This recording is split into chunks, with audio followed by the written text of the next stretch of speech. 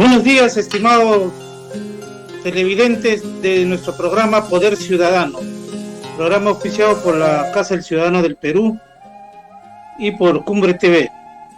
Estamos hoy día, lunes de inicio de semana. Hemos hecho toda una campaña en nuestras redes sociales sobre la entrevista que vamos a hacer hoy día a nuestro amigo el mayor Evaristo Castillo. Pero antes quiero fijar posición sobre lo que está pasando en el Perú. La pregunta es, ¿vivimos una crisis? ¿Esta crisis va a traer consecuencias? Escucho por todos los medios de que se puede decir este nuevo gabinete para los sectores de oposición y de todo tipo, escucho de que este es la última oportunidad.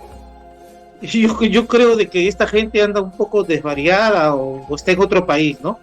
Nosotros, el pueblo ha elegido a Pedro Castillo por 5 años.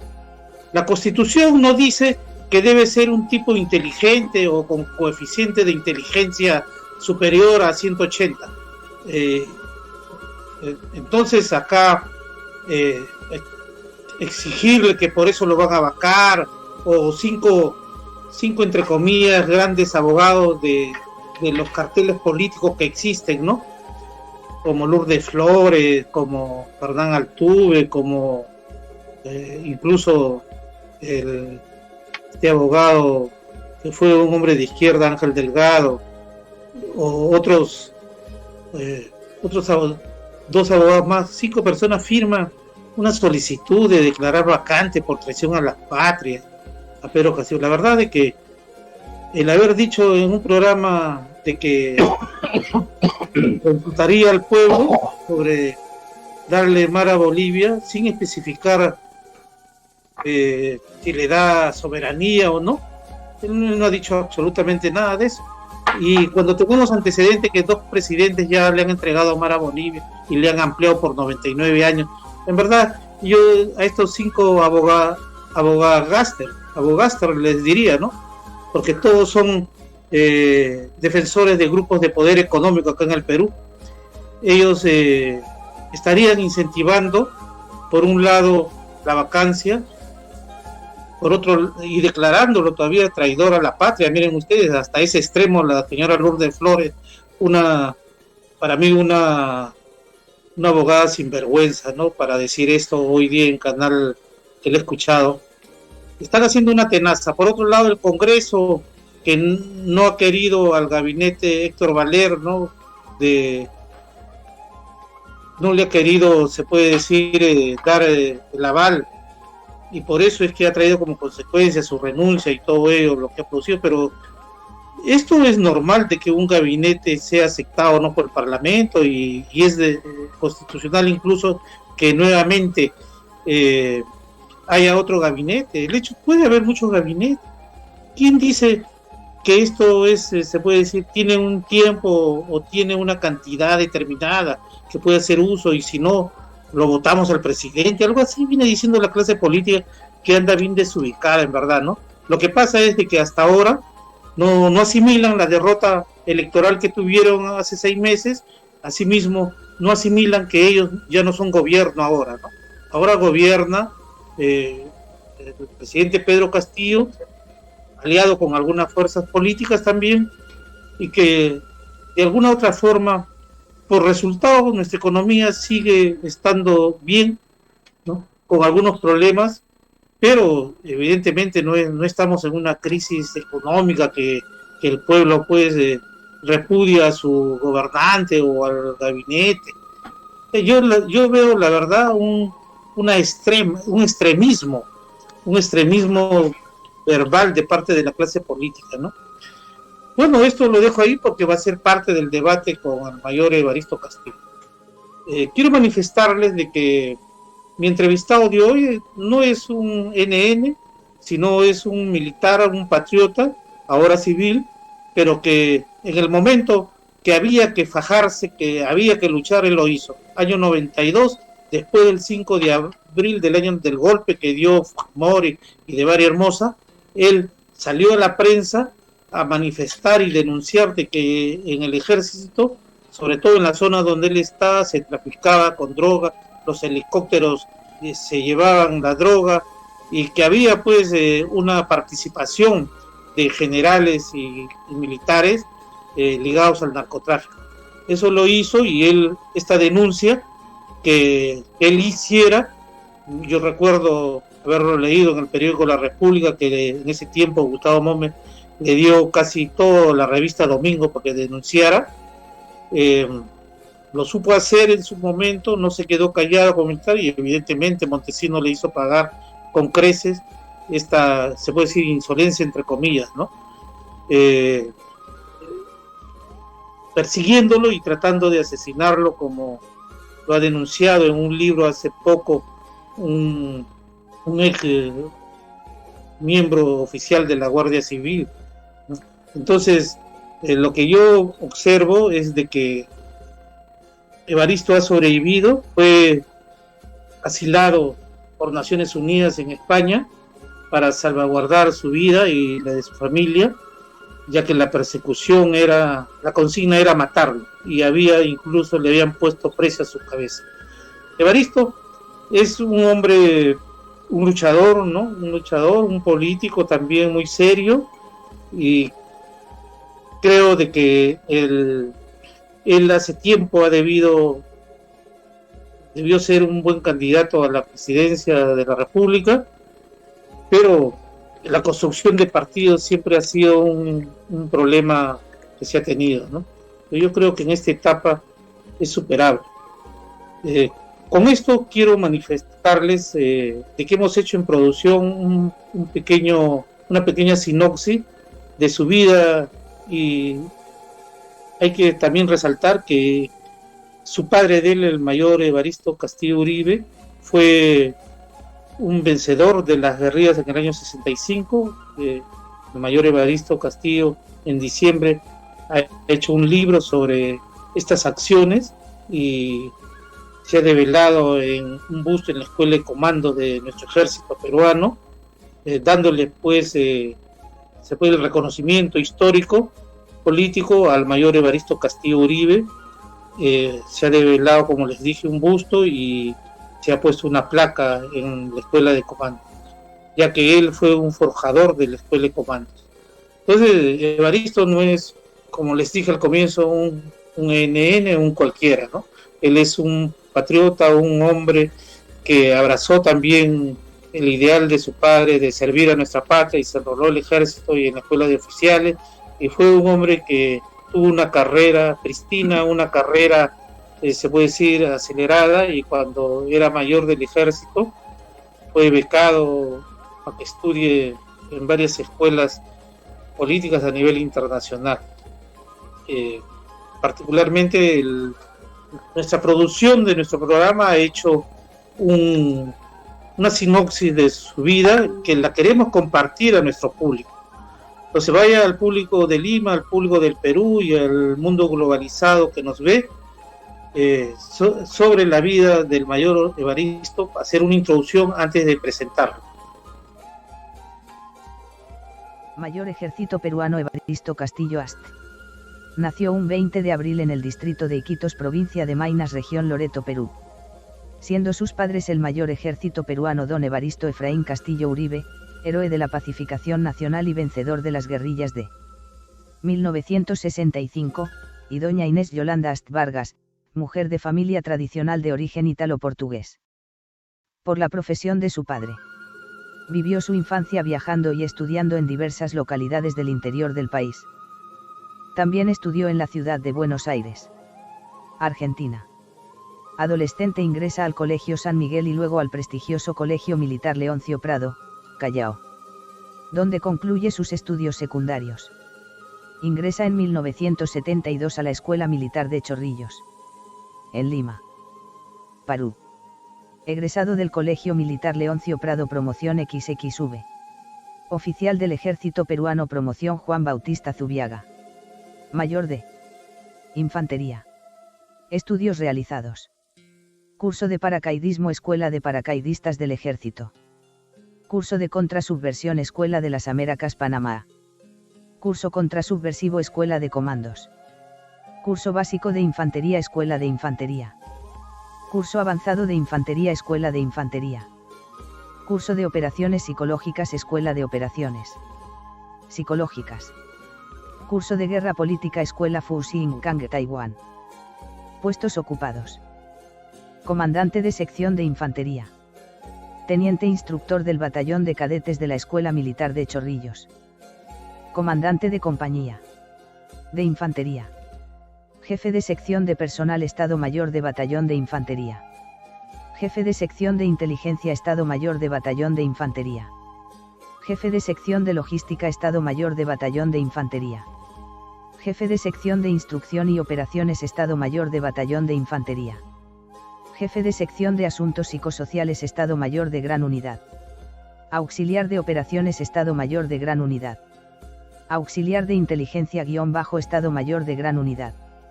Jefe de Seguridad Personal y Coordinación del Ministro de Defensa. Asesor de Guerra Política Frente Político Militar del Huala-Aga. Jefe Operaciones contra el Narcotráfico y la Subversión en el Frente Huala-Aga. Político militar años 1991 al 1992. Jefe Comando Político Militar del Sauce Tarapoto. Jefe Comando Político Militar Valle Huaura Sayanu Aral. Durante la dictadura de Fujimori fue asilado político en España debido a sus denuncias contra la corrupción en el ejército en relación con el narcotráfico. Contra el ex asesor presidencial Vladimiro Montesinos. El ex comandante general del ejército general Nicolás Hermoza y otros oficiales de alta graduación. Nombrado por el Estado Defensor del Estado de Derecho mediante Ley 27534. Es autor del libro La Conjura de los Corruptos, Narcotráfico 1. Es autor del libro 1965 Guerrillas, La Batalla Madre. Portada única en la historia del periodismo peruano. Que aunque la historia oficial la esconde, es la primera que corresponde al punto de quiebre del silencio oficial y del rumor y murmullo a media voz sobre lo que significa la corrupción por narcotráfico en la vida política y nacional del Perú.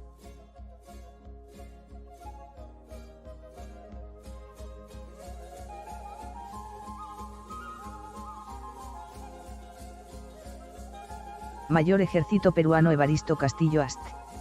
Nació un 20 de abril en el distrito de Iquitos, provincia de Maynas, región Loreto, Perú. Siendo sus padres el Mayor Ejército Peruano don Evaristo Efraín Castillo Uribe, héroe de la pacificación nacional y vencedor de las guerrillas de 1900. Continuando con nuestro programa, después de ver esta sinopsis de la vida del Mayor Evaristo Castillo como militar de nuestro ejército peruano, quiero ya presentarlo con la finalidad de que él salude a nuestro público. Evaristo, tienes tú la palabra, el micrófono, para que puedas explayarte. Ya, muy buenos días, José. Bueno, muy buenos días también al equipo técnico, Javier. Bueno, y agradecerles la oportunidad que me dan de dirigirme a su audiencia, ¿no?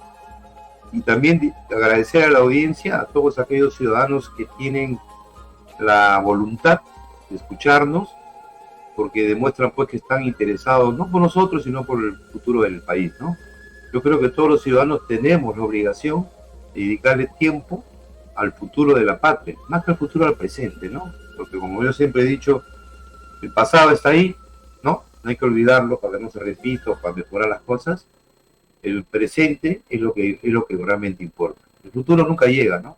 Mañana será para el futuro. Entonces, yo creo que el hombre tiene dos etapas en la vida, el pasado y el presente. El futuro no me interesa. Entonces, felicitarlos pues ustedes, saludar al público del programa Poder Ciudadano por el esfuerzo que hacen, por el tiempo que le dedican, y también a ustedes, a ti, José Manuel, y también a Javier, ¿no? Y bueno, agradecerles primero por la biografía, ¿no?, que han presentado sobre mi vida. Les agradezco muchísimo. Y bueno, me permite darme cuenta, y quiero compartirlo con el público, que hay instituciones muy grandes en nuestra patria, ¿no? En lo que a mí me tocó vivir, pues, nuestra hermosa y gran y gloriosa institución que es el Ejército, que nos permite, entre otras cosas, muy jóvenes, adquirir responsabilidades, muy jóvenes conocer la patria de norte a sur, de este a oeste, muy jóvenes vivir experiencias, muchas experiencias, porque el Perú es un país donde las cosas se mueven mucho, muy jóvenes haber vivido la experiencia de enfrentarnos a proyectos demenciales, insanos, ¿no? Donde se juega la vida casi todos los días, ¿no? Como fue la época de la subversión, 1990 al 2000, ¿no? Nos permite también viajar, conocer otros países, estudiar mucho. El militar estudia desde que nace, desde que ingresa a la escuela militar, incluso hasta antes de irse a retiro 2 años antes. Entonces, todo ese potencial que tiene, en este caso, una institución que se llama Ejército, ¿dónde está? ¿Por qué no se utiliza? ¿Por qué no lo expandimos entre tanto problema que tiene el Perú, ¿no? No, porque el militar no solamente... Yo soy convencido que el militar nunca se va a retiro, siempre debe estar en la reserva, porque es un elemento que le ha costado al país mucho dinero formar, muchísimo dinero. Todos esos cursos de cadetes dentro del país, fuera del país, todo eso cuesta mucho dinero. Entonces, el respeto al pueblo peruano, yo siempre invoco a que sea un cambio. El militar no se le debe llamar en mayor retiro, debe en mayor reserva. En cualquier momento debe ser llamado a ocupar cargos de responsabilidad, ¿no? Y digo ad honorem porque ya tiene una pensión que se le da al Estado. Entonces hay que aprovechar esa formación, ¿no? Bueno, y disculpen que me haya seguido me parecía que es algo que debía hacer, porque gracias a ustedes la biografía que han puesto ahí me ha permitido recordarme de muchas cosas que viví, ¿no? Y dije, yo viví esto, ¿verdad? Muchas gracias por la biografía. Mira, Evaristo, este es un reconocimiento de parte de nuestro programa Poder Ciudadano a tu persona, ya que nosotros te conocemos muy bien, sabemos tu historia, sabemos tu lucha, sabemos tus sueños también, ¿no? De querer siempre a nuestro país. Yo creo que te enseñaron, no solamente nuestro ejército te enseñó, sino tu padre mismo te enseñó a amar nuestra patria. Y creo que tú, cuando fuiste llamado a defender la patria, la defendiste, porque no es posible que en nuestro ejército, el ejército de Bolognesi, de Cáceres, de tanto hombre que ha dado su vida, un grupo de criminales, porque no tienen otro nombre, ¿no? Se dediquen a traficar droga para tener pingues, ganancias y vivir de eso, ¿no? Eso es inaudito en nuestro país. Y tú lo has luchado y sufriste, ¿no? Los vejámenes, la persecución política, sé yo de cerca, hasta que te quisieron asesinar, y eso está en un libro incluso, gracias a que lograste salir del país, te fuiste a España, estuviste 7 años y de ahí regresaste incluso cuando Montesinos estaba todavía en el CIN, y yo sé también lo que pasó ahí, porque me contó un amigo. Una vez que tú recuerdas, yo te lo presenté y él te reconoció, ¿no? Y te dijo, sí, en verdad, tú lo cuadraste a Montesinos ahí, ¿no? Yo sé de que tú eres un hombre de lucha, un hombre valiente, ¿no? Y tienes carácter. Justamente por eso, hoy día... Perdona, José, yo te agradezco las palabras. Sí, me gustaría compartir muy brevemente con nuestros compatriotas, ¿no? Nuestros paisanos. Yo llegué a un grado muy joven de mayor, ¿no? Muy joven era. Lo que se llama en el ejército no había perdido ningún ascenso, ¿no? Y luego se me da el honor de ir a trabajar al Ministerio de Defensa. El ejército pasa al Ministerio de Defensa. Y ahí comencé a ver, estoy hablando del primer gobierno de Fujimori, y esto hago colación porque si quiere hablar mucho de la incapacidad del presidente Castillo, ¿no? Que no sabe, ¿no? Bueno, Fujimori en ese momento no conocía ni los grados, era presidente del Perú. Entonces no me hablen a mí de incapacidades, porque yo iba como ministro y el presidente me miraba y me decía, ¿usted qué grado tiene? ¿Usted qué más? ¿Él o usted? O sea, y era el jefe supremo de las Fuerzas Armadas.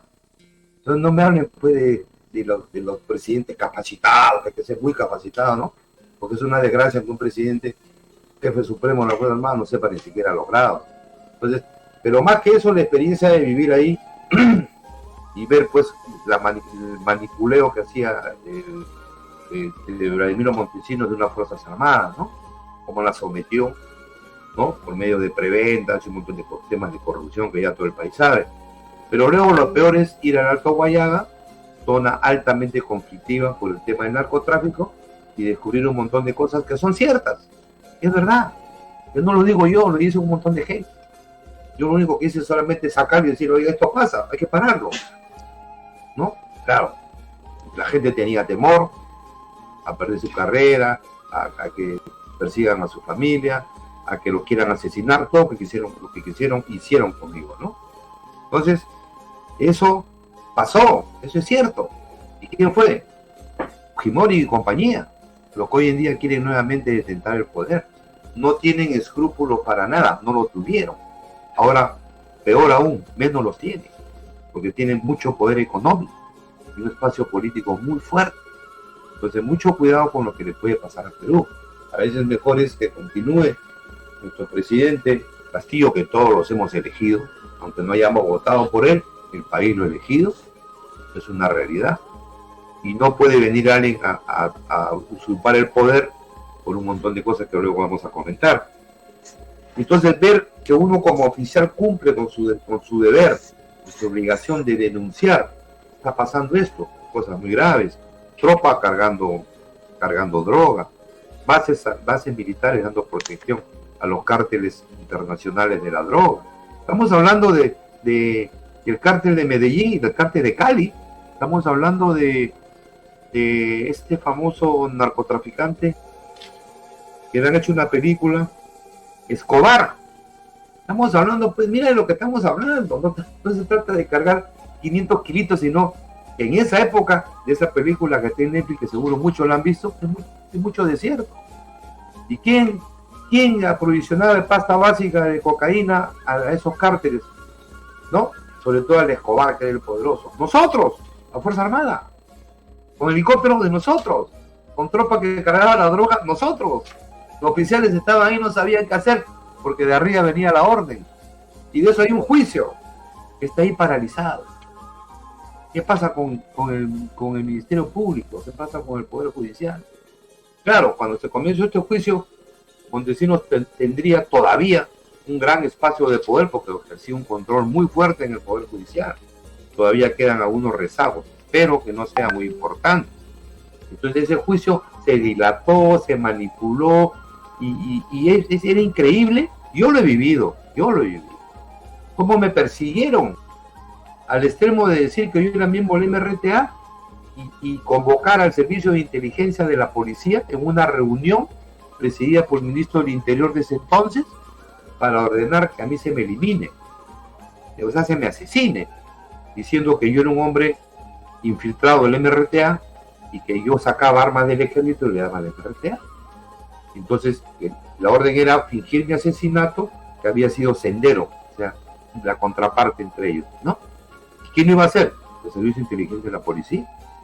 Felizmente, se opusieron y dijeron, señor ministro, señor general, por escrito, porque muchos de esos señores oficiales de la policía hoy en día, amigos míos, conocían mi trayectoria y decían, pues este señor no puede ser, no le creemos, dando la orden por escrito. $30,000 el que me eliminaba y bueno, tenía que ir al CIN y le pagan su plata. Así funcionó y eso está escondido. Entonces todas esas cosas, todavía quedan muchas cosas más que decir, y ahí yo entendí, ahí comprendí a mi joven, a mi edad de 38, 39 años, cómo las mafias manejan el gobierno, manejan el Estado peruano. Porque a mí me persiguieron todos, la justicia militar, el alto mando de ese entonces, ¿no? El Poder Judicial no oía, era indiferente a mi denuncia. La prensa era indiferente, sino solamente por don Gustavo Mome, que fue el único que fue receptivo a esta denuncia. La mayoría de los demás medios económicos, no, silencio total. Entonces, porque estamos hablando del narcotráfico, estamos hablando de la droga, que tiene mucho poder, ahora mismo que estamos conversando. No se tiene conocimiento de ningún capo en la cárcel peruana. Sin embargo, somos los primeros productores de cocaína en el mundo, y bueno, y de hoja de coca, y etcétera, etcétera. Muy grave, porque una sociedad que esté envilecida por la droga, no va a progresar, no va a progresar. Necesitamos que la casa se ordene. Entonces, yo quería compartirles porque yo dentro de mi juventud y mi formación militar correspondía informar al comandante general del ejército. Eso fue lo que hice. Sin embargo, allí era al revés, que manejaba la pandilla, era el comandante general del ejército de ese entonces, general Hermosa, hoy en día preso, con Montesinos. Y se volvió todo al revés. Terminé siendo perseguido, bueno, muchísimas cosas que no se las deseo a nadie. No persiguen solamente a uno, persiguen a tu familia, a tu mujer, a tus hijos, o sacan del colegio, lo botan de la villa militar. Todo un aparato del Estado contra una persona por decir lo que todo el mundo ve, mira, pero nadie denuncia, ¿no? Y luego, a Dios gracias, felizmente, señor, en paz descanse, el doctor Pérez de Cuellar, que no tuve el honor de conocerlo nunca, coordinó con España, con ese entonces el presidente Felipe González, y me sacaron como asilado político. Pero yo no lograba entender cómo yo, que cumplía con mi labor, con mi obligación, con mi deber, tenía que irme de mi patria, tenía que quedarse los demás, que todos sabían, porque hasta el poder político internacional también sabía cómo se movía la droga, lo sabía la DEA, lo sabía el gobierno norteamericano, pero no se trataba de luchar contra el narcotráfico, sino darle uso político.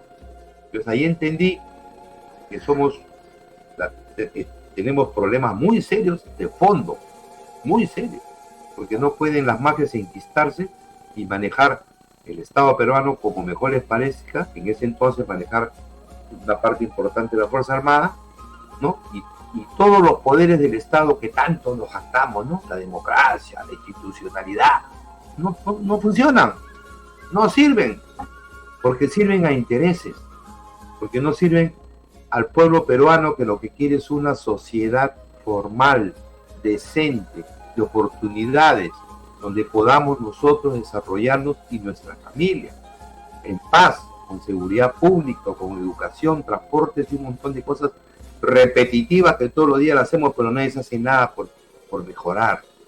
Entonces, ese es el problema de fondo. Las mafias controlan el Estado y tienen más poder. Eso hay que terminar. Es momento de comenzar a construir país. Sí, Evaristo.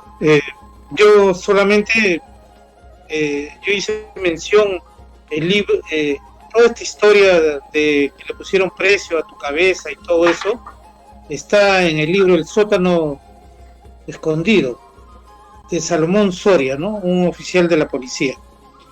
Él da cuenta, es un libro que está en inglés y en castellano, ¿no? El sótano desconocido. Bien, hecho esto, tú eres pues un sobreviviente de una dictadura, ¿no? Que te persiguió, hasta tuvo sus tenazas muy largas, pero no pudo pues liquidarte, y eso es lo importante. Ahora, Evaristo,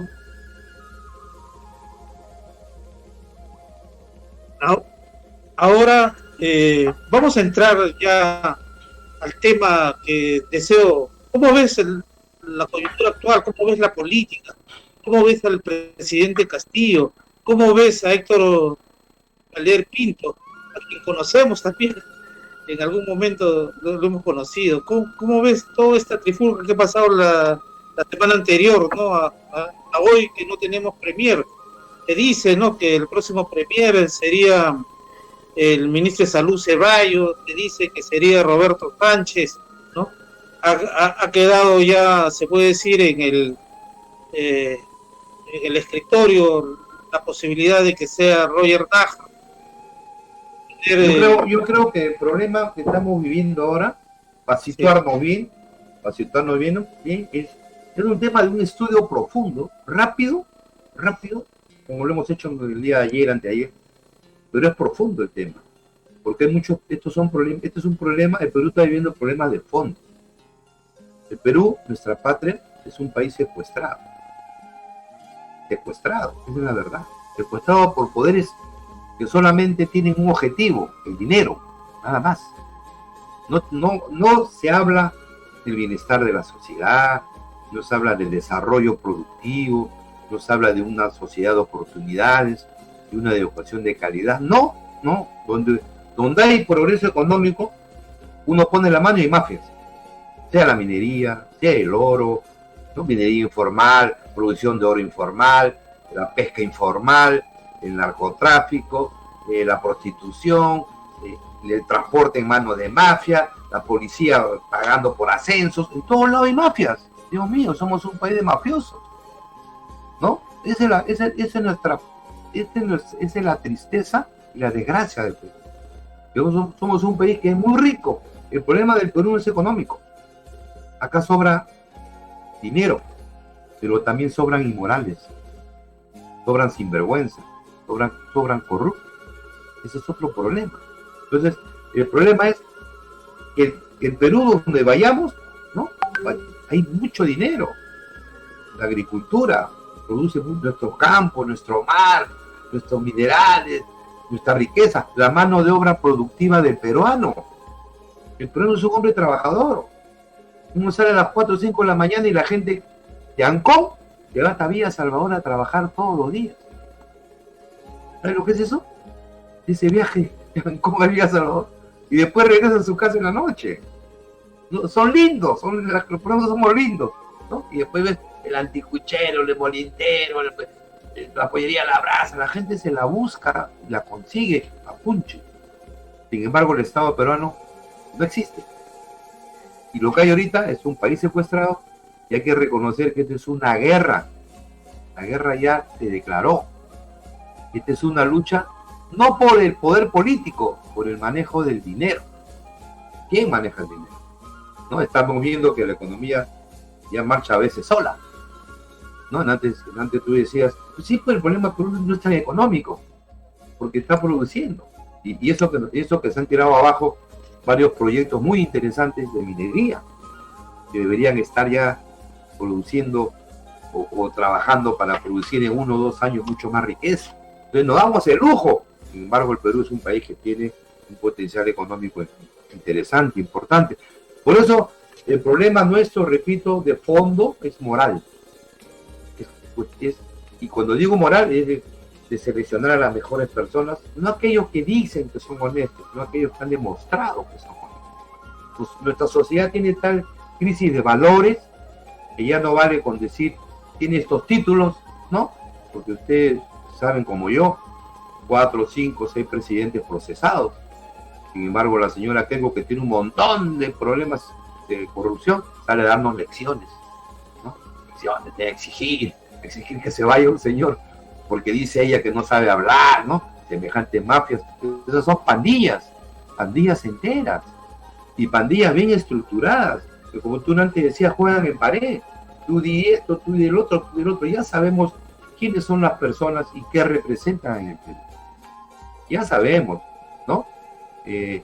Decir que, por ejemplo, un grupo de poder, su abogado es este, y ya lo conocemos. Entonces, contra eso ha nacido este proyecto. Yo por eso quería referirme un poco a la democracia en el Perú. Yo veo que la democracia en el Perú tiene hoy en día 3 frentes.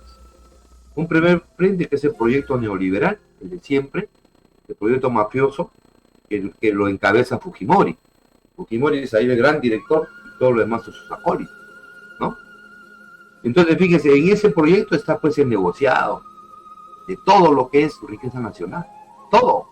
La luz, el agua, la pesca, por donde usted mire, o donde nosotros miremos, está el negocio, ¿no? Con grupo de poder.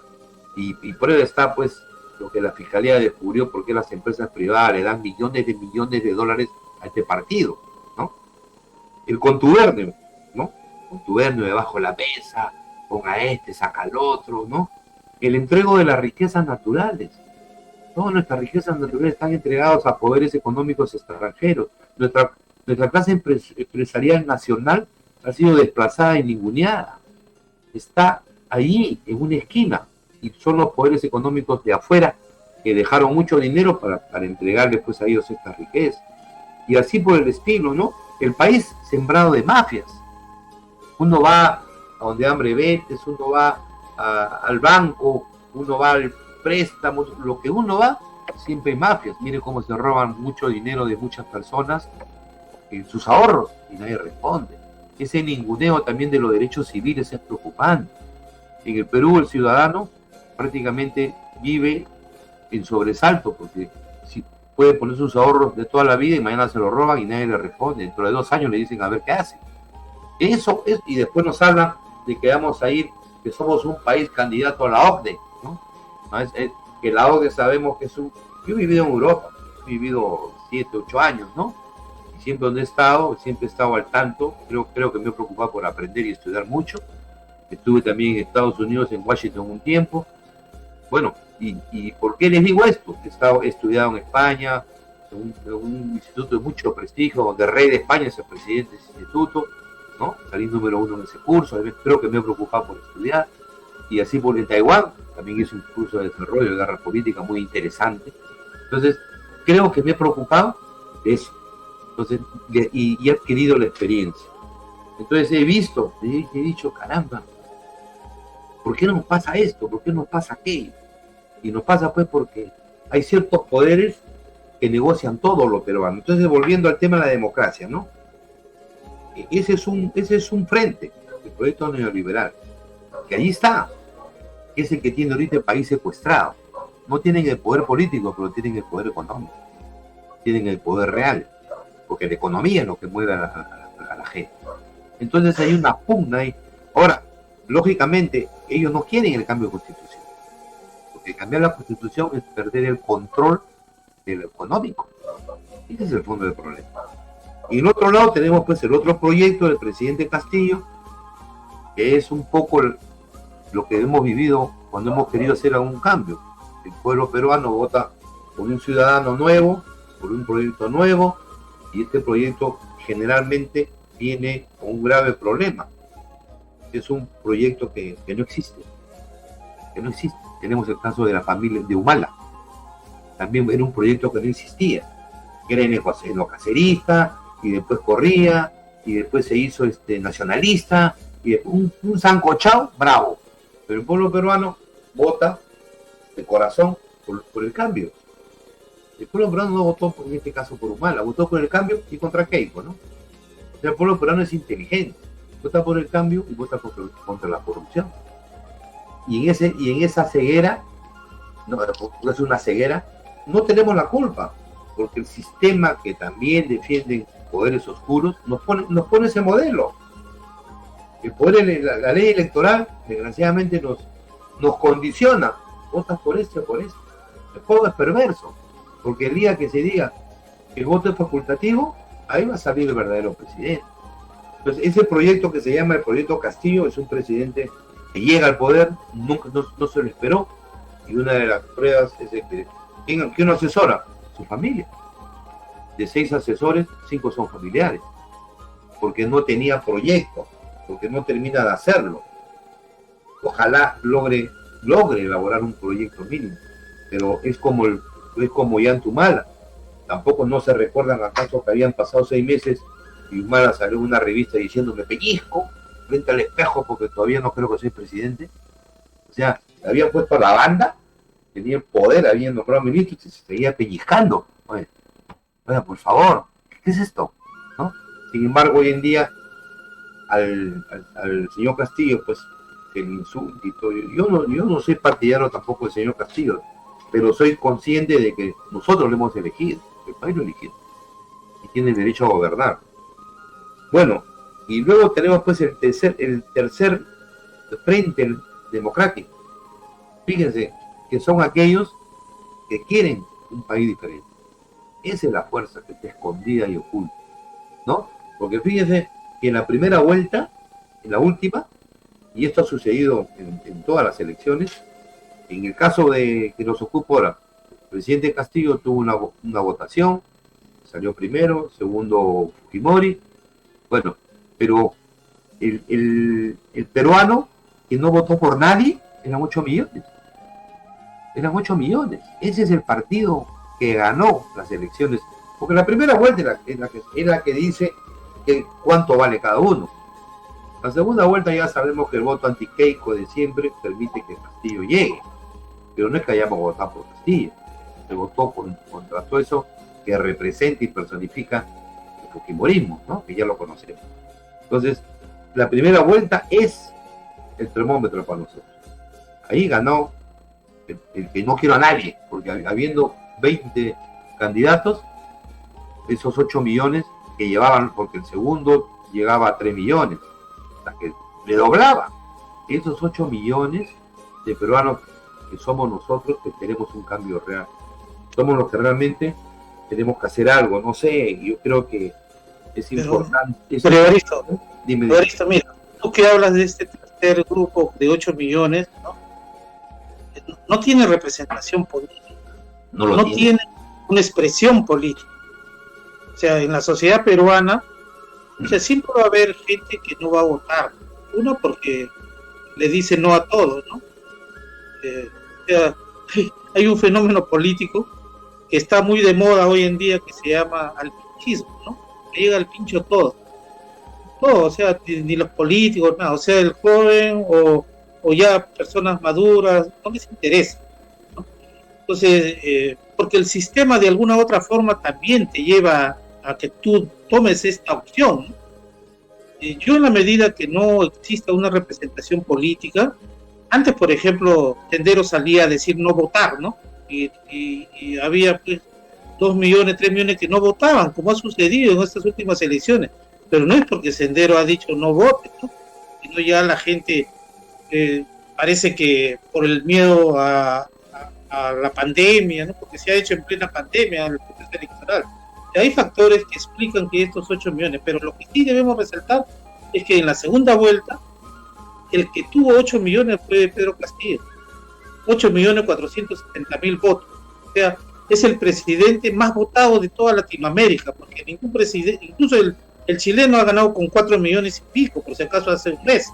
Entonces, él tiene una representación social, hay una expectativa social, hay, se puede decir, en la sociedad peruana, si bien que es cierto, no un seguidismo a Pedro Castillo, pero sí hay una esperanza, porque el pueblo peruano también se caracteriza por cifrarse esperanza. Y por eso es que yo te digo, ¿no? Es la hora que los que están en esa tercera, se puede decir, en esa tercera opción, eso que tú llamas, en ese escenario de los que no votaron, de los que viciaron su voto incluso, es la hora de que ese sector tenga una representación política, social, y pueda de alguna u otra forma apoyar hacia lograr éxitos en la política, porque nosotros no queremos un Castillo mediante un golpe de estado de alguien ahí, o lo voten, ¿no? Sino de que él cumpla promesas. Sus promesas fueron factibles de realizar, ¿no? Por ejemplo, ¿quién no quiere una mejor salud? ¿Quién no quiere una mejor educación? ¿Quién no quiere que se generen fuentes de trabajo? Claro, pero acá mira, perdón, José, mira, y acá pasa lo siguiente. Mira, en la primera vuelta los ciudadanos no votaron esos 8 millones, no porque no quieran, no, porque no se sentían representados por ninguno, porque la mitad más uno estaban procesados, y los demás eran don nadie que decían, acá estoy, veo yo, vota por mí, o gente que viene cada 4 años a ser candidato, al caso de Fernando de Soto, ¿no? Entonces, seamos realistas, la gente quiere votar, lo que pasa es que no se siente representado, entonces no vota por ninguno, estos son 8 millones, ¿no? Y ahora, lo que tú dices, sí pues, la gente, entonces al final, en la segunda vuelta, pues Castillo es un presidente legítimo y legal, y es correcto, es presidente, pero entonces él tiene que entender que en la primera vuelta tuvo solamente 19%, y que dice, la mitad son profesores amigos del magisterio, la otra mitad son de tendencias de extrema izquierda, ¿no? Entonces, sobre esa realidad debe gobernar. Entonces, yo creo que sí, y para gobernar y hacerlo bien, tienen que entender cuál es el origen, cuál es la esencia, cuál es el espíritu de ese voto. Entonces, él tiene que necesariamente, ¿no?, dejar de lado esa izquierda arcaica. Hay una izquierda errática, mediocre, está Evo Morales. El Perú no es Cuba, el Perú no es Ecuador, el Perú no es Venezuela, el Perú no es Bolivia, el Perú es Perú. El Perú es Perú. Yo te lo digo que he viajado bastante y siempre cuando he llegado, yo estaba en Bolivia también, estaba en Venezuela, Hugo Chávez era mi amigo personal. Yo nunca fui chavista, porque los peruanos somos diferentes, somos distintos. Los peruanos nos gusta vivir bien, comer bien, nacemos rebeldes, somos gente que nacemos honesta, venimos de hogares donde nuestros padres nos han enseñado a ir a la iglesia los domingos, donde nuestras madres usaban mantilla. Venimos de un hogar rico, donde los hermanos se quieren, donde la familia se preocupan de nuestros mayores.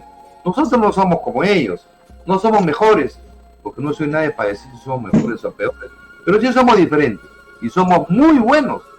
Entonces a Perú no le va a llegar acá, a Perú no le va a pasar lo que le pasó allá. Yo vi el proceso de Venezuela de cerca, cerquita, porque repito, yo, si había un peruano amigo de Hugo Chávez, he sido yo, amigo desde que éramos cadetes. Sin embargo, nunca me identifiqué con ese proyecto, a pesar que él como amigo me invitaba todos los años y yo me iba un mes allá, a su casa, mi amigo personal. Y decía, no, esto no es para nosotros, nosotros somos distintos, nosotros somos los magos de la vida, vemos cómo nos hacemos felices. Entonces, eso. Y luego hay otro importante elemento que tenemos que tener en cuenta, que es las Fuerzas Armadas. Las Fuerzas Armadas son los grandes observadores de este proceso que está viviendo el Perú, ¿no? ¿Por qué? Porque es el pueblo. El año pasado nomás hay que ver que cuando se han recibido los oficiales, de los 120 y tantos, 125 creo que tengo muy seguro los datos, 29, 30 eran procedentes de tropa, de cuarteles, de hogares humildes. Entonces el ejército generalmente está conformado por oficiales que vienen de un origen muy humilde, que les ha costado su esfuerzo, y hay gente muy brillante allí. Como toda institución que ha estado en este modelo y continúa en este modelo de ladrones y perversos, hemos tenido nuestra cuota de rateros también, de ladrones y sinvergüenzas, y que están hoy en día en las cárceles, habiendo sido comandantes generales, habiendo sido generales de brigada, están en las cárceles, porque los hemos detectado, nuestro sistema ha permitido, les ha encarcelado, ¿no? Pero en general las Fuerzas Armadas, y en particular el Ejército, es el gran observador de lo que está pasando. ¿Qué está pasando? ¿No? Porque definitivamente hay una responsabilidad que asumir. No nos olvidemos que del 90 al 2000 el partido político de Fujimori fue la Fuerza Armada. Eso no podemos ocultar, ¿no? Y no es hablar de la Fuerza Armada, eso es una realidad. Y ahí cabe una reivindicación. Deberíamos hacer una ceremonia para reivindicar el honor de las Fuerzas Armadas y pedirle perdón a las instituciones porque fueron utilizadas por gente sin escrúpulos, donde se veían señores generales repartiendo almanaques, o ya hemos hablado de narcotráfico, de un montón de negocios y negociados que hacía Montesinos y que repartía los ascensos como le daba la gana, porque él, así como ahora se venden en la policía, según el mismo jefe de la policía, bueno, en ese entonces se repartía a cambio de muchas cosas, ¿no? Entonces, esa historia negra no exime a las Fuerzas Armadas de ser un observador, el más importante de la realidad nacional. Además, los tiempos han pasado, son otros oficiales jóvenes con mucho mayor preparación, con mucha mayor experiencia. Yo tengo el gusto de conocerlos, gente muy pensante y gente muy valiosa, y fíjense, los últimos años después de Fujimorato, todas esas cosas, la Fuerza Armada ha ido en ascenso y ha recuperado a Dios gracias a su prestigio. Entonces estos jóvenes oficiales han recuperado la mística, primero el país, primero la sociedad peruana, primero el pueblo peruano, ¿no? Entonces ese gran observador tiene esa responsabilidad de estar mirando y en su momento seguro aconsejar, ¿no? Y tendrán pues algo más que decir, ¿no? Pero necesariamente ahí tenemos algo interesante, ¿no? Sí, mira, yo también, yo digo, la Fuerza Armada, después del proceso del año 65, dio un golpe y hizo un cambio estructural que lo hizo Velasco y toda una serie de generales de todas las Fuerzas Armadas del Perú. Y hizo cambios que la sociedad necesitaba. en el agro fundamentalmente, en la política, en el Estado incluso. Vino después el proceso de lucha armada que implementó el PCS entero contra el ejército y contra el Estado peruano, fue vencido, pero ellos también levantaban reivindicaciones sociales. Entonces, la Fuerza Armada hasta ahora no ha planteado la necesidad de 30 años de modelo económico que ha fracasado. Nuestro país, como tú dices, sigue siendo, se puede decir, dominado por mafias, ¿no? Entonces, la Fuerza Armada debe jugar un papel importante, ¿no? Yo creo en un segundo el Ascato, ¿no? En un segundo. Pero yo creo que la Fuerza Armada ya jugó un papel importante, porque fíjense, en los últimos 5 o 6 años que hemos vivido, hay una crisis permanente de esta democracia mega rara. No, yo no le veo mucho de democracia, es incipiente, que está creciendo. Mira, la democracia, o es democracia, o existe o no existe. Eso que existe a media, que va creciendo, que es un proceso, bueno, esa es una explicación, o no comparto esa explicación. La Fuerza Armada se ha transformado en garante de la democracia, porque fíjense, los propios civiles han pedido a grito golpe de Estado, increíble. Los propios civiles que dicen que respetan la Constitución, que se rasgan la vestidura por la Constitución, que se golpean el pecho, muchos de ellos candidatos a la presidencia que llevan la Constitución por delante, que ahora quieren usarla para tumbar al presidente, ellos pedían golpe de Estado. Ellos, pero era la derecha, la derecha en nuestro país, ¿no? Lo que no estoy era diciendo, los sectores democráticos, claro. No, pero ellos representaban a partidos políticos, ¿no?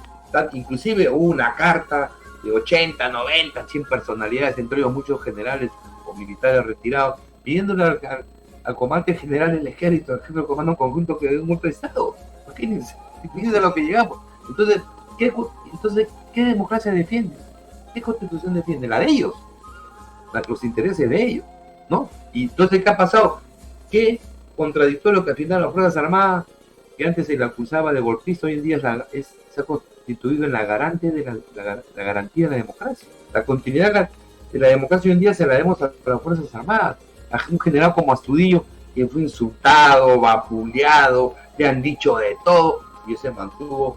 Señores, yo soy el comandante general del Comando Conjunto y debe respetar esto, la Constitución. La respetó. Y yo le digo porque era pues increíble que se le agreda, se le diga de todo, porque respetaba la Constitución, y lo que tenía que respetarla es lo que le insultaba. Entonces, fíjense qué importante es unas Fuerzas Armadas como la que tenemos, y repito que son jóvenes hoy en día, los que están en el alto mando son jóvenes, brillantes. Yo tengo la suerte de haber conversado con ellos algo, están en una posición de construir país por esta Constitución, democracia. Quiero hacerte una pregunta porque, mira, yo conozco, he seguido de cerca al general Astudillo cuando era comandante general, ¿no? Me parecía un hombre bien intencionado, un patriota, un nacionalista que yo llamo dentro del ejército. Y yo vi cuando incluso hacían frente al Pentágono, hacían mítines, ¿no? Barrenechea hacía un mítin con la gente del APRE, el Fujimori, todas las fuerzas pidiendo la intervención de la Fuerza Armada, ¿no? Y él se mantuvo, evidentemente, ¿no? Él mantuvo una posición de mantenerse, se puede decir, en el lugar donde la Constitución le ha dado, ¿no? Pero el general, y esta era la pregunta, ¿no? Tú que creo que eres su amigo, lo conoces, él renunció a ser comandante general por no reconocer al presidente Castillo, porque tú sabes que el ejército hace un reconocimiento del presidente después de que le hace el Congreso, ¿no? Él como mira, dos cositas, debió hacerlo, pero él renunció. Entonces quiero saber por qué, si esto es verdad o qué lo motivó a él. Yo creo que hay dos cosas, ¿no? Primero, de que el general Astudillo ha sido un oficial que ha tenido la suerte, y además por sus méritos, de tener una buena formación profesional. El general Astudillo no solamente es soldado, es un científico. Él de teniente estuvo haciendo estudios en el Instituto Científico Tecnológico del Ejército. Es ingeniero, tiene varias profesiones, ¿no? Y muy buenos puestos, tipo estudioso. Hasta el grado de comandante, si mal no recuerdo, él era un oficial científico en el Ejército. Y después volvió a ser un oficial de armas, ¿no? Volvió a la infantería y ha ocupado cargos muy importantes en grandes unidades históricas, ¿no? En la unidad, el BP-39, que es la madre del paracaidismo en el Perú, en la Escuela de Comandos ni se diga, ¿no? Ha sido comandante de brigadas de fuerzas especiales, o sea, está imbuido de una mística, ¿no? Como muchos de nosotros, como muchos, y yo me considero, tenemos una mística muy fuerte, amamos en demasía nuestra institución, damos la vida por la institución, porque somos conscientes que todo lo que nos ha hecho, nos ha llenado el corazón esa institución. Viajar a pueblos alejados, enfrentarse a la subversión, sabiendo que te podían matar, ¿no? Y sin gran ventaja, ¿no? Entonces, él está imbuido de eso. Entonces, yo no me jacto de ser su amigo personal, lo conozco, creo que bastante bien. Yo fui teniente instructor cuando él era cadete, lo conozco muy joven, ¿no? Pero yo no hablo esto porque sea mi amigo, porque sí lo conozco bastante bien, pero amigo no es tanto, ¿no?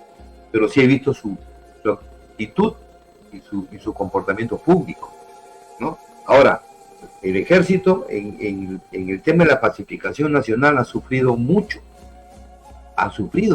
Lo que pasa es que el ejército lleva sus sufrimientos de manera estoica. Somos muy estoicos, sufrimos estoicos, ya sabemos lo que es ser estoico, ¿no? Un hombre que asume su sufrimiento y es resiliente, se recupera de él. Entonces, han habido muchas familias militares imputadas, muchos oficiales asesinados en la puerta de su casa con un balazo en la cabeza, no en enfrentamiento. Cuando ha estado en la puerta de su casa o ha venido en su carro, le han metido 80 balazos. O sea, eso no es guerra en ningún sitio del mundo, ni siquiera es conflicto, eso es un asesinato a mansalva. Entonces han habido muchas familias militares que se han imputado. Han quedado muchas jóvenes, señoras viudas, o muchos con sus niños, y mucho desamparo, porque el Estado no los amparó como debía. Entonces, ante un reconocimiento de un proyecto marxista, leninista, mariateguista, que lo decían públicamente, y parece que al profesor le faltó ahí decir, no es tanto así. Entonces, no, él, por su honor militar, ¿no? Y eso hay que reconocerlo. Él dijo, yo no puedo reconocer públicamente un proyecto que ha enlutado a mi institución, que ha asesinado a mis oficiales, que ha dejado un niño huérfano, ¿no? Entonces, eso es admirable. ¿Por qué? Podría haber negociado, ¿no? Pero es un hombre que no negocia, tiene principios. Y eso es bueno. Yo creo que hay muchos peruanos como él, hay muchísimos, no son pocos. Esos son los que deberían de ser llamados en estos momentos difíciles que vivimos. Entonces, claro, yo ¿no? Ahora más o menos ya tengo una idea de por qué lo hizo, ¿no? Pero yo te voy a decir algo, ¿no? La derecha le llamamos bruta y achorada, personificada en el fujimorismo, en Renovación Popular, incluso en el APRA derechosa también, ¿no? Ahí la ves a Nidia Vilch, acusando a este gobierno de comunista, o sea, colgándole el San Benito de comunista, ¿no? Porque Vladimir Cerrón es el secretario general de un partido que se lo prestó al profesor para que pueda postular. Pero, o sea, se puede decir, esta forma de descalificar a un oponente, de colgándote un San Benito de comunismo, también genera confusionismo en muchas mentes brillantes, en muchas personalidades, ¿no? Pero tú sabes muy bien, ¿no?, de que Pedro Castillo no es ningún comunista. Él fue de Perú Posible muchos años, 15 años. Él no abrazó las ideas ni de Sendero, nada. Ahora, de que haya gente que lo haya apoyado, del Movadé, y de todo se puede decir, del espectro político de la izquierda, eso no da de que él haya puesto, pues, o él sea. Por eso yo creo que la política hay que saber en determinado momento, porque, por ejemplo, miren, esta crisis, a mí me hubiera gustado que Astudillo sea un premier, un ministro de defensa por su se puede decir, por lo que él fue y significó en nuestra Fuerza Armada, ¿no? Eso daría, se puede decir, un orden en este caos político que vivimos. Pero, claro, yo creo que hay peruanos así, ¿no? Honestos, ¿no? Claro, que hay que, yo un también Gonzalo creo que Alegría, por ejemplo, ¿no? Un Gonzalo Alegría, claro, un hombre preparado, ¿no? Claro, hay gente que lo apoyó. La esperanza, mira, yo siento esperanza porque conozco varios peruanos de cerca que son muy buenos, muy buenos. El señor Gonzalo Alegría, por ejemplo, es un profesional de primera línea, un hombre con experiencia en economía en Europa. Ha sido uno de los 2 o 3 el tercer cargo de un banco inglés, el más poderoso, creo que es el Lloyds. Entonces tenemos peruanos notables, a esos hay que recurrir, que están fuera del sistema del oportunismo y que están fuera del negociado. Esos son los que tienen que sacar el país adelante. Ahora mira, para continuar, mira, Castillo es el presidente elegido, lo lamento, el país lo ha elegido, tenemos que, los peruanos que todavía amamos y queremos a la democracia, tenemos que sostenerlo. A él lo eligió el país y nadie puede venir a usurpar el poder porque ellos dicen pues lo que quieren decir, ¿no? Fíjense, y acá hay una cosa que a mí me preocupa, ¿no? El presidente de la República tiene la potestad, entre otras, de elegir un gabinete. Él eligió un gabinete, lo puso al señor Valer, es más, lo juramentó a él, a su ministro. Y luego aparece una prensa, saca 5 o 10 noticias durante 5 días, y el presidente, él mismo, se desdice y dice, pues no voy a recomponer. Me parece que ahí ha habido un gran error, porque el gabinete juramentado, ¿no?, por el presidente, el único lugar donde lo pueden decir no es en el Congreso. Así dice la Constitución.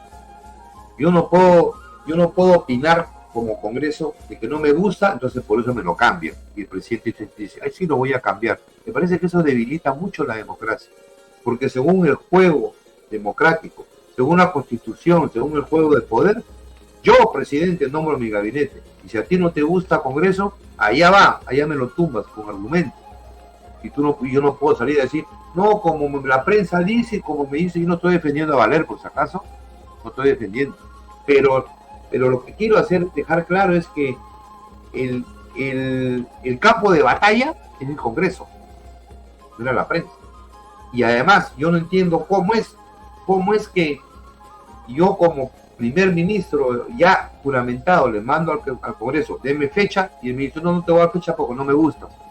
Y dice que no pasó nada. Oye, ahí hay un vacío, ahí está pasando algo terrible.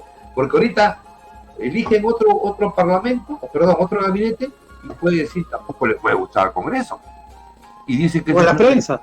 O a la prensa. Y dice que es una disposición que ha dado el Tribunal Constitucional. Oye, eso es inconstitucional. Porque el campo de batalla dice, la Constitución nos señala los campos de batalla. Tú eres presidente, nombra tu gabinete y listo, y juramentalo. Ahí vamos. Mándalo allá. El Congreso dice, ven para acá, y ahí si quiere lo hace polvo. Pero en el Congreso. No pueden en el interín decirse, no, pues no te quiero porque no me gustas, porque yo sé que me han contado que le pegaste a tu mujer, que tu hija dice. Eso no es así. Así fuera cierto y real, y repito, yo no defiendo a Valer, no defiendo a nadie, lo que defiendo es el procedimiento. Eso dice la Constitución. Y yo creo que ahí se equivocó. La salida ha sido anticonstitucional. No se ha respetado la Constitución. Y eso debe quedar claro. Claro, y es lo que ha generado una crisis. Corremos el riesgo, porque entonces ella va a decir que sí lo va a recibir al gabinete que le guste. Y perdón, el gabinete no lo nombra el Congreso, lo nombra el presidente. Y ellos solamente controlan, ¿no? Hay un control político. Entonces, desde ahí, ellos mismos están jugando a debilitar la democracia que tanto dicen defender, ¿no? Después otro punto, el tema del gabinete en la sombra. Bueno, todos los presidentes han tenido un gabinete en la sombra. Ese es un cuento. Tienes que tenerlo, claro, por supuesto. Porque tú solo no puedes manejar tantas cosas.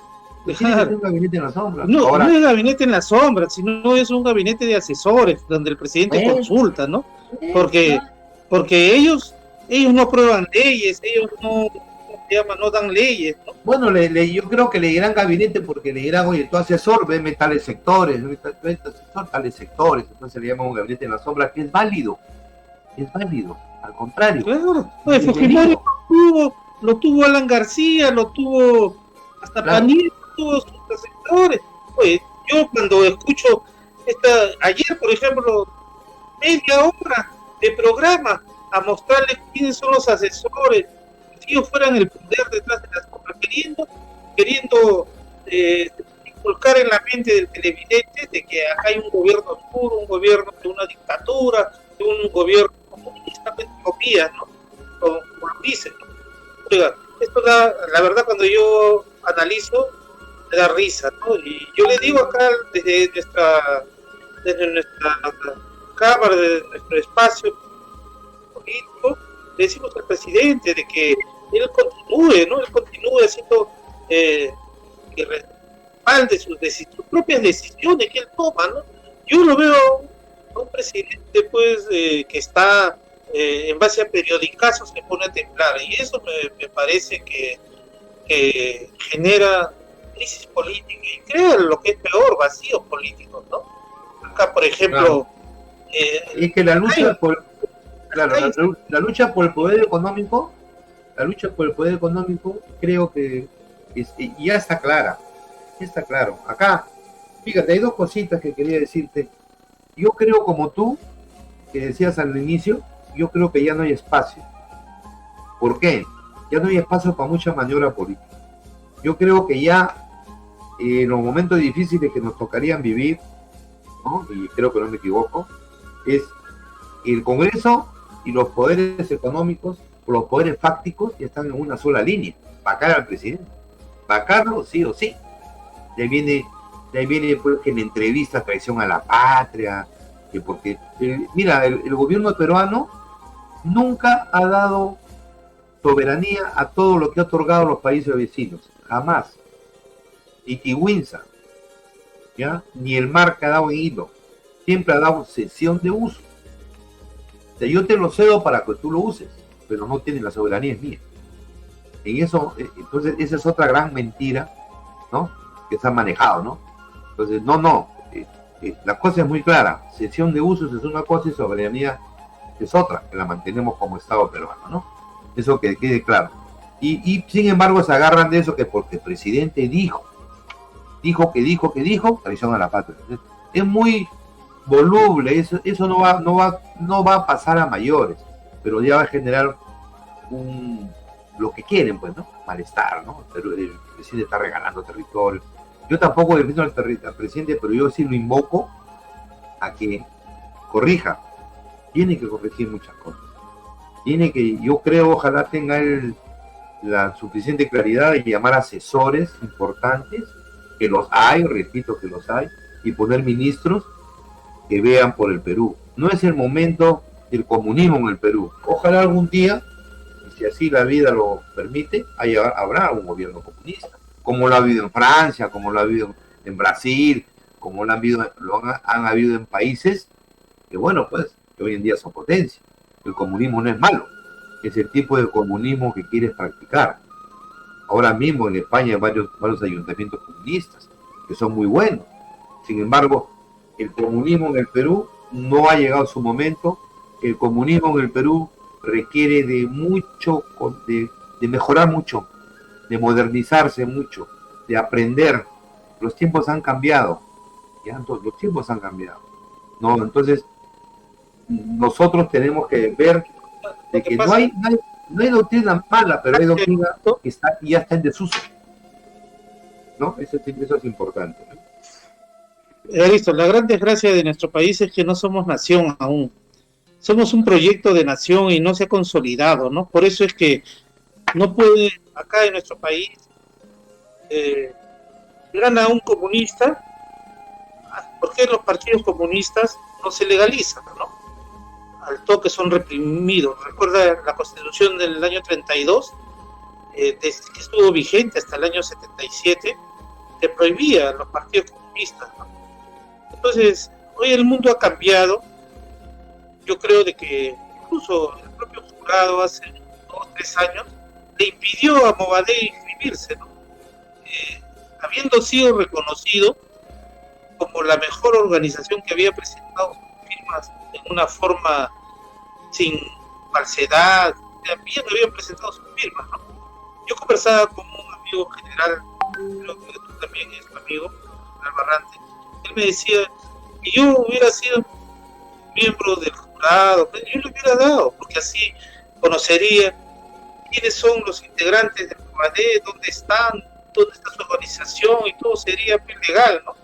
Y no les daría pie, porque la democracia en determinados momentos se tiene que defender los espacios de la democracia que se ha ido conquistando, porque yo creo que a diferencia de no es una democracia liberal como europea, ¿no? Como la que tú has visto en otro país.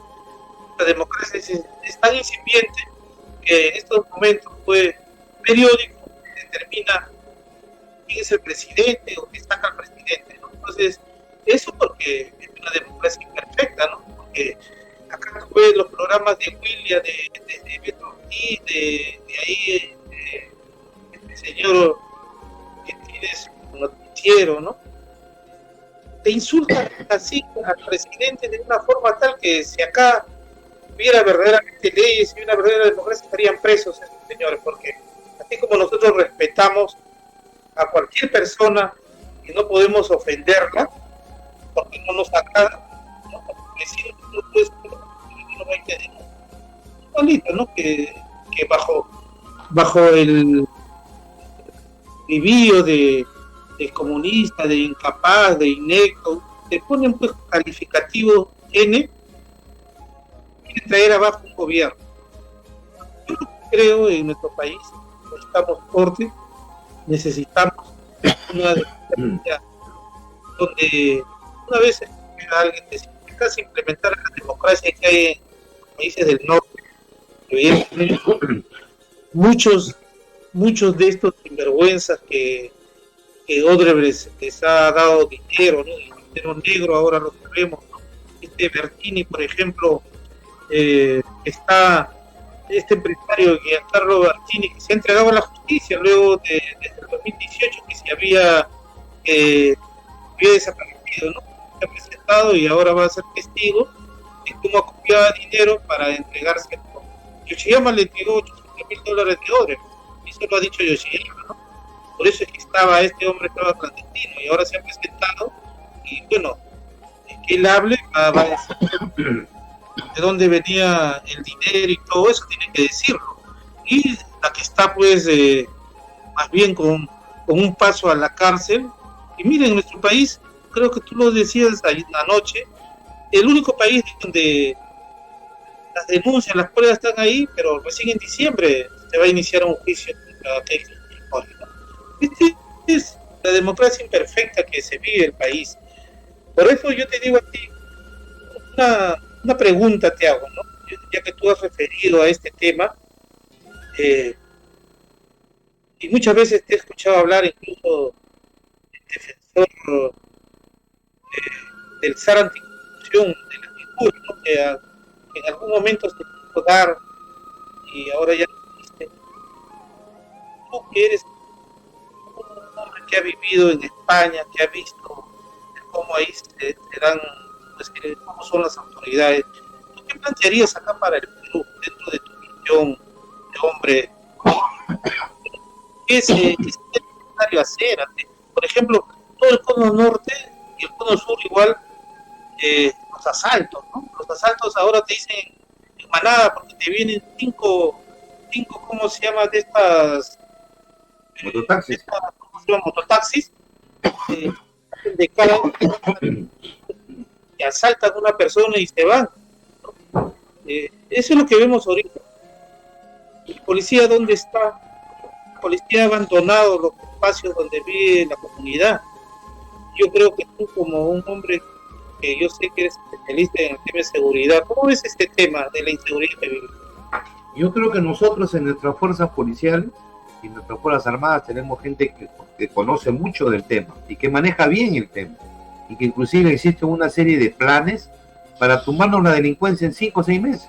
La podemos hacer, pero yo no sé por qué, teniendo tanta experiencia, instituciones con hombres muy claros en el tema, siempre se recurre a la improvisación.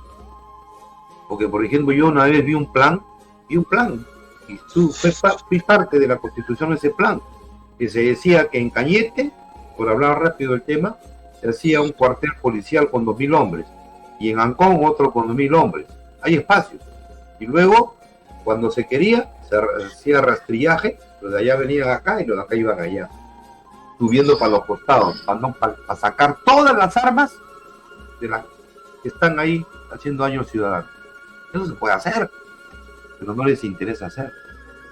¿Qué cosa está pasando atrás? ¿Qué quieren? Presupuestos. Acuérdense del tema de la subversión. Yo tengo ahí mi teoría que la puedo sustentar. La subversión en el Perú duró 20 años, pudiendo haber durado 10 años, porque las Fuerzas Armadas estaban preparadas para sofocar esto, pero habían intereses que querían que duraran 20 años. ¿Por qué? Porque esas famosas emboscadas, esos famosos atentados generaban presupuestos para la pacificación, y esos presupuestos se perdían en el camino. O sea, el ratero que tenía los galones generaba él mismo estas condiciones, porque cuando hay violencia social, el Estado tiene que generar presupuestos especiales. Entonces, a muchos de estos personajes que luego terminaron en la cárcel porque tenían varias viviendas y tenían cuentas en más de 1 millón o 2 o 3 millones de dólares a nombre de la esposa, de los hijos, viviendas en La Molina, en las Casarinas. ¿De dónde salió eso? De los presupuestos pues especiales para la pacificación nacional. ¿De dónde tenía el general Hermosa 20 millones de dólares? ¿De dónde tenía también cuenta en dólares su esposa, sus hijos, su hija? ¿De dónde el general Malca, ¿no? Que bueno, murió. ¿Dónde muere Malca? En Brasil, en un distrito exclusivo de la High Life, viviendo en un hotel de 5 estrellas, y nunca se le capturó. Sin embargo, en México fue detenido 15 días, y la policía mexicana le avisó a la policía peruana: claro, tenemos a Malca. Lo pidieron a los 3 meses cuando ya no había. Entonces, toda esa pillería, todas esas mafias, todos esos pillos que tenemos manejando el Estado, hay que terminarlo, porque así no avanzamos. El presidente Castillo tiene una tarea titánica, para poder poner orden en todo esto. Volviendo a la seguridad pública, hay muchas formas de manejarlo, ¿no? Y ya se dice que el tema de inteligencia, nuestra Policía Nacional necesita una reforma. La reforma policial se quedó a la mitad. Entonces, ¿cuál es mi teoría? O la militarizamos todo, un código militar, o la ponemos pues civil, como una policía civil científica, o un código más relajado, ¿no? Tenemos que decidirnos, porque lo que hemos hecho es poner a la mitad, darle grados. Creen que porque se dieron grados se acabó la reforma, mi comandante, mi coronel, mi general. No es eso. El tema policial no es el tema policial es científico, ¿no? Es de creatividad, es de inteligencia, es distinto a nosotros los militares. Entonces, ahí hubo un manejo político también perverso, que lo que querían es una policía media militar para que en su momento pudiera, muy imposible, ¿no?, enfrentarse a la Fuerza Armada en caso de un golpe de Estado. Fueron intereses políticos por los cuales se hicieron esa reforma, que la hizo inicialmente Belaúnde y luego lo hizo la García, y que ahí está lo que está. No sirve para poco o para nada nuestra policía. Entonces, a todo eso hay que cambiar las cosas. ¿Que se pueden cambiar? Claro que se pueden cambiar. Que tenemos personalidades que lo pueden hacer, que son gente profesional y transparente, claro que las tenemos, sí las tenemos, pero hay que poner ahí a los mejores. Tú me hablabas de un modelo para gobernar el país. El modelo tiene que ser 2 cosas. El funcionario tiene que ser honesto y eficiente. Un hombre honesto, que los hay, que no se lleve la plata a su casa, se la dé a sus amigos. Un hombre honesto, ¿no? Y que además sea eficiente, que conozca el tema, que sepa del tema, que también los hay. Y aquello también hay gente con mucha formación que no necesariamente tiene experiencia en el tema, pero tiene formación. Porque a veces cuando dicen, hay que llamar a los que tienen experiencia, ¿a quién? A los de siempre. Y lo demás, la experiencia se adquiere cuando tú vas a un cargo. Lo que tienes que tener es la formación básica para poder mínimamente ostentar y producir en ese cargo. Entonces no nos daban cuenta que tenían que ir ellos, los de siempre, ¿no? Es otro maniqueísmo, ¿no? Entonces yo creo de que eso es importante. Fíjate lo que ha pasado con Repsol, con el famoso derrame petrolero. Una vergüenza, ¿no? Porque, bueno, ya sabemos la historia, 6.000 barriles, 11.000 barriles, 22 playas contaminadas. Sin embargo, y los invito a los hermanos peruanos, vino el secretario de Estado para Iberoamérica, ¿no? Un señor, creo que es Juan Fernández Secuesta, algo así, español. Yo lo escuché y me dio una lección que se me cayó la cara de vergüenza. Nos dio a entender que el problema era que Repsol Perú, manejado por funcionarios de Repsol Perú, está manejado por peruanos, no servía para nada. Que le daba vergüenza que a un ciudadano se le dé una canastita con 2 kilos de arroz para que su familia coma. Que le daba vergüenza que se esté usando escobas y recogedor de basura para limpiar las playas. Y él dijo, no vamos a escatimar nada, en ningún gasto. Y en marzo le entregamos las playas limpias, ¿no? Nos habló también, y fue más allá, es lo que dio vergüenza ajena, ¿no? Cuando dijo, necesita funcionarios que tengan día, necesita una policía respetada y respetable. Hasta con nuestra policía se metió. El secretario de Estado ya nos dijo que éramos un mamarracho de país. Escúchenlo. Sí, lo escuché. Este señor en 6 minutos nos ha inundado, ¿no? Y escucha, qué vergüenza, ¿no? Y fue más allá, habló del Poder Judicial, se metió como diciéndoles, ustedes le pasa esto porque en ningún sitio funciona, no funciona el país. Eso es lo que nos dijo. Y después se fue diciendo que sí, y vaya a ver, veamos ahorita cómo están trabajando, hay un montón de dinero invirtiendo y las playas están mejorando muchísimo. Y yo sé que lo van a cumplir. Yo he tenido la suerte, repito, de vivir en España 7, 8 años, capaz 9, de ser amigo de muchos políticos españoles, y mis respetos a muchos de ellos. También tienen sus cosas como en todo país, pero la mayoría es gente con mucha formación, con mucho compromiso con su país. Por eso ahí vemos que hay ese juego democrático, ¿no? Y cuando uno llega a Europa, la entrada de Europa es España, ¿no? Ahí yo creo que es una cuna del pensamiento, el movimiento, el pensamiento político siempre está en movimiento, replica en Inglaterra, replica en Francia, ¿no? En Italia, o sea, es algo que nosotros hemos perdido. Nuestros partidos políticos no sirven para nada, son 20 amiguetes que lo que quieren es dinero fácil. No hay escuelas políticas de formación, no tienen muchachos becados y hoy en día manejan dinero. Y hoy en día los partidos políticos, el Estado peruano les da dinero. Pero invierten en un montón de tonterías, pero no invierten en mandar chicos a Europa, jóvenes, líderes de ellos, para que aprendan. Yo creo que el objetivo debe ser que todo aquel cargo político de los partidos deben de tener un estudio, una profesión que se llama ciencia política. Un médico que va a manejar en un hospital que es médico. Sí, dime. Me faltan 6 minutos para terminar el programa. Quiero que hagas una reflexión, ¿no? Una reflexión, tú como peruano, como militar. Yo te voy a hacer una pregunta, pero dentro de esta pregunta haz tu propia reflexión, por favor. ¿Tú estarías dispuesto a apoyar a este gobierno, a poner el hombro para salir adelante? Sería la pregunta. Yo creo que todos los peruanos, ¿no?, que nos sintamos capaces, debemos de apoyar al gobierno que hay, ¿no? Es nuestro gobierno, fue elegido por el país, ¿no? Y bueno, eso sí ser claro, ¿no? Usted me da un cargo, me ofrece un cargo, yo para este cargo sí estoy preparado, para este no, y mi compromiso es este, ¿no? Mi compromiso es transparente. Necesitamos funcionarios públicos que ya no estén cuestionados, que todos los presupuestos del Estado lo inviertan en el país. Tenemos que decirle a todos nuestros hermanos ciudadanos de que habemos ciudadanos peruanos honestos, que no todo es malo, hay muchísima gente honesta. En ese sentido yo sí estaría dispuesto a apoyar en el sentido de que vamos a hacer obra, pues. Estos son los objetivos. Si usted no me deja, pues me voy, ¿no? Es otro, habría que ser el compromiso de ambas partes, ¿no? Yo les presento mi plan de trabajo, déjeme trabajar, ¿no? Porque creo que es momento de que de que el país avance, ¿no? Tenemos todas las condiciones para avanzar. Evaristo, una última pregunta. ¿Qué hay del proyecto que tú estabas construyendo, Arena?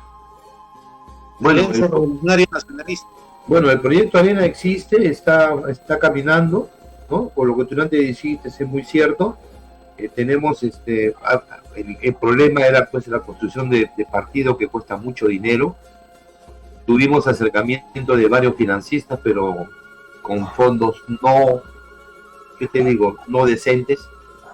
Yo tuve la llamada de un abogado que fue abogado de narcotraficantes, que ofreció $2 millones para hacer partido, y dije que no, que muchas gracias. No, por ahí no va, ¿no?